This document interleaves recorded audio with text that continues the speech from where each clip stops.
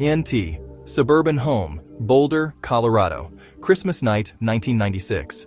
Viewer discretion is advised. This story involves the death of a child. On Christmas night, 1996, the Ramsey family returned to their Boulder, Colorado home. Inside, a sleepy 6-year-old JonBenét was carried upstairs to bed. The house settled into the deep quiet of a cold winter night. But the peace was shattered the next morning.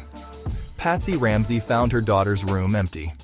A frantic search led her to the kitchen, where she discovered a bizarre 2.5-page ransom note demanding $118,000. At 5:52 a.m., a chaotic 911 call was placed. Police arrived, followed by friends summoned for support, unknowingly walking through what would soon be a crime scene. After hours of waiting, a detective asked John Ramsey to search the house again. In the basement, behind a latched door, the search was over. JonBenét was found. The hope of a kidnapping rescue evaporated, replaced by the horrifying reality of a murder. The home officially became a crime scene, and a family entered a state of unimaginable grief, sparking one of America's most baffling and enduring mysteries. What happened inside the house after dawn would shape the investigation forever. In any major crime, the first few hours are considered the golden hours, a critical window where evidence is at its most pristine. But in this case, that window began to close almost immediately. Friends and a pastor, summoned for support, arrive to help. The scene becomes crowded, a chaotic mix of grief, confusion, and official procedure. According to reports, well-meaning individuals began cleaning the kitchen and making coffee, their actions driven by compassion, but inadvertently erasing potential clues. Comfort collided with protocol. Foot traffic increases inside the house. With each person who enters, family, friends, and initial responding officers, the potential for contamination grows. These well-meaning steps, treading through hallways and across carpets, risk altering what investigators will later see, obscuring the original path of a potential intruder. At the center of the initial confusion is the long, 2.5-page ransom note. It is found, handled, read, and reread by multiple people before being secured. This raises immediate and lasting questions about contamination. Whose fingerprints and DNA were originally on the paper, and whose were added in the frantic hours after its discovery? Forensic comparisons of the handwriting begin, examining the loops, slants, and pressure of each letter. But every pass, every analysis, risks adding another trace, another layer of complexity to an already compromised piece of evidence. The note's authorship would become one of the most debated aspects of the entire case. The initial search of the home is surprisingly limited. Rooms are checked, then rechecked, as priorities shift in real time. The focus remains on a kidnapping, with law enforcement advising the family to await a call from the supposed abductors. The basement search comes late, a crucial space addressed only after hours of delay. It was a detective, arriving later in the day, who suggested a more thorough, top-to-bottom search of the property. This decision would tragically pivot the investigation from a kidnapping to a homicide. After the discovery of JonBenét's body in a small utility room, she is carried upstairs under an officer's direction. It was a humane impulse, intended to remove her from the grim location. Yet, from a forensic standpoint, the action was devastating, further disrupting the scene and potentially destroying evidence on and around her body. Paramedics and officers move through narrowed hallways. In these moments, minutes matter and memories blur. The urgency of the situation means that preserving the integrity of every surface becomes a secondary concern to the immediate, tragic reality. Evidence preservation strains under the weight of both urgency and human error. Open doors, shifted items, and the well-intended cleanup efforts create a puzzle for forensic teams, who must now try to distinguish between the original state of the crime scene and the alterations made after the fact. The ransom note is finally bagged and tagged, gloves on, corners pinched, air sealed. But this happens only after it has passed through several hands, a critical failure in evidence protocol that would be scrutinized for years to come. Chain of custody forms multiply. Each person who handled the note or other key items must be documented. The multiple readers and handlers complicate the establishment of clean provenance, making it difficult to trace each piece of potential evidence back to its original source. In the lab, every sample is shadowed by a simple question: what belonged and what arrived that morning? Fibers, prints, and touch DNA are analyzed, but each result is clouded by the knowledge that the scene was heavily populated before it was ever secured. Meanwhile, outside pressure builds. The quiet suburban street transforms into a media encampment. Neighbors, cameras, and reporters gather at the curb, their presence adding another layer of chaos and scrutiny to an already fraught situation. Rumors begin to fly. Competing timelines emerge from the dozens of witness statements. Reconstructing who moved where and when becomes a monumental task, complicated by the sheer number of people who were inside the house during those critical first hours. Hours after the initial 911 call, the house is finally and formally secured. Yellow tape is stretched across the front door, a belated attempt to preserve what remains.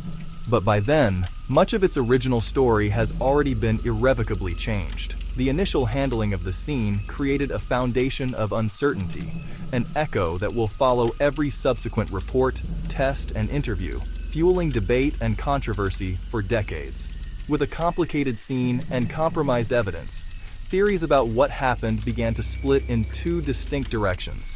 Next, family theories versus the intruder theory. In the vacuum left by a compromised crime scene, two dominant narratives began to form, each constructed from the same set of ambiguous and often contradictory fragments of evidence. The case fractured into a complex public debate, forcing investigators and observers alike to weigh competing interpretations of what happened inside the Ramsey home. The first theory pointed inward, toward the family. Proponents of this view focused on a collection of clues they found deeply telling. At the center of their argument was the highly unusual ransom note. At nearly 3 pages, it was exceptionally long for a kidnapping demand. It was written on a notepad found inside the house, with a pen also from the home. The amount demanded, $118,000, was almost identical to a recent work bonus received by John Ramsey. To supporters of this theory, these details suggested inside knowledge and pointed toward staging, not an authentic abduction for money. However, others caution that drawing conclusions from these facts is fraught with peril. Allegations, no matter how compelling they seem, are not proof, and the immense stress of such a traumatic event can make any family's behavior appear unusual. Context, they argue, can easily distort meaning. The second major theory looked outward, proposing that an unknown intruder was responsible for the crime. Supporters of the intruder theory point to physical evidence around the property. A basement window had been broken earlier in the year and was not securely latched. A heavy grate above it was found displaced. A scuff mark on the wall below the window and a suitcase placed nearby could, they argue, indicate a point of entry and exit. Additionally, reports mentioned an open door and unidentified footprints in the snow near the home. But like the clues pointing inward, these were merely leads, not definitive conclusions. The footprints were never conclusively linked to an unknown person, and the door could have been left open by anyone. In forensic labs, the evidence only deepened the divide. Early DNA tests identified genetic material from an unknown male on JonBenét's clothing. For intruder theorists, this was powerful evidence of a third party. Yet others noted the limitations of 1990s testing, the minute quantity of the sample, and the persistent risk of contamination in a chaotic scene. The ransom note's authorship became another battleground. Handwriting experts retained by both the prosecution and the defense came to opposite conclusions about whether Patsy Ramsey wrote the note, with each side questioning the methodology and reliability of the other's analysis. Even the timeline of the night could be interpreted in 2 ways. Gaps in activity that seemed suspicious to some were dismissed as irrelevant noise by others. This intense debate quickly spilled beyond official case files, playing out in explosive press conferences, televised interviews, and rampant public speculation that often blurred the line between fact and fiction. Formal legal forums, including grand jury hearings and civil depositions, were tasked with weighing these fragments, but their proceedings only seemed to harden the existing narratives rather than resolve them. Ultimately, neither theory provides a complete and satisfying answer. Each is plagued by inconsistencies, leaving critical questions unanswered and casting long, persistent shadows of doubt. Investigators were left to balance probabilities, forced to assess the quality, not just the quantity, of the clues before them.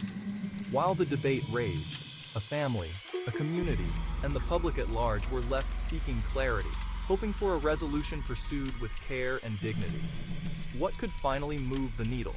The answer may lie not in reinterpreting old facts, but in discovering new ones through transparent protocols and the power of modern forensic testing. Without scientific certainty, the case remains suspended in argument. Next, we explore the breakthroughs that could one day provide an answer. Science changed since 1996. So did what evidence can say. Today's labs can extract more from smaller, degraded samples. Touch DNA and improved amplification read faint traces, sometimes clarifying, sometimes complicating mixtures. Probabilistic genotyping weighs possibilities rather than absolutes. It models complex mixtures to estimate who could be included and who likely is not.